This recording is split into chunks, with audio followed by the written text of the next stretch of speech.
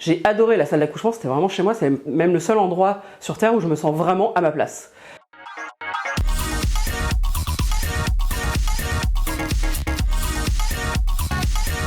Un bon obstétricien, c'est un mec qui est sympa, gentil avec ses patients et hyper compétent sur le plan technique et médical. C'est pas si fréquent que ça.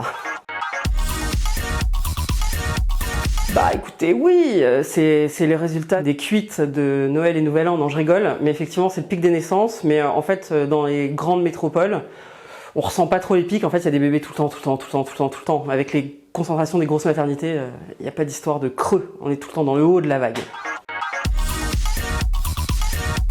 La péridurale, c'est pas un sujet politique. Ce qui est politique, c'est qu'on force sans le vouloir, les femmes à requérir la péridurale parce qu'elles n'ont pas d'accompagnement. Mais en soi, c'est pas un sujet politique. Moi, j'ai rien à dire contre ou pour. Moi, j'ai fait une fois avec, une fois sans. Vous voyez, donc j'ai pas préféré l'un ou l'autre. Il a réagi, c'est sûr, mais pas à la hauteur de mes espérances.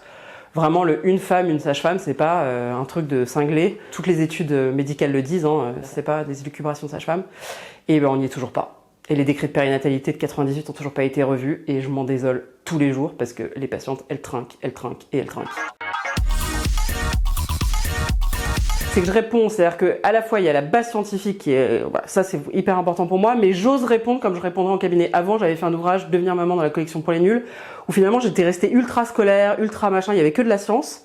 Et là, il y a de la science et puis il y a Anna Roy, je vous parle comme je vous parle et du coup beaucoup plus vulgarisé en fait.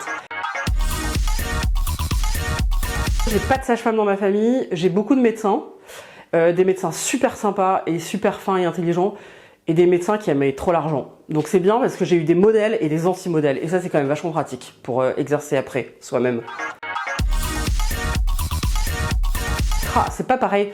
Non, la télé c'est un format court mais qui est vu par quand même beaucoup plus de gens. Le podcast c'est pas la même chose, ça n'a rien à voir. On est obligé de construire plus en télé, on construit moins en podcast. Ah non, c'est pas pareil. Les deux. Choisir. Ah non, je peux pas choisir.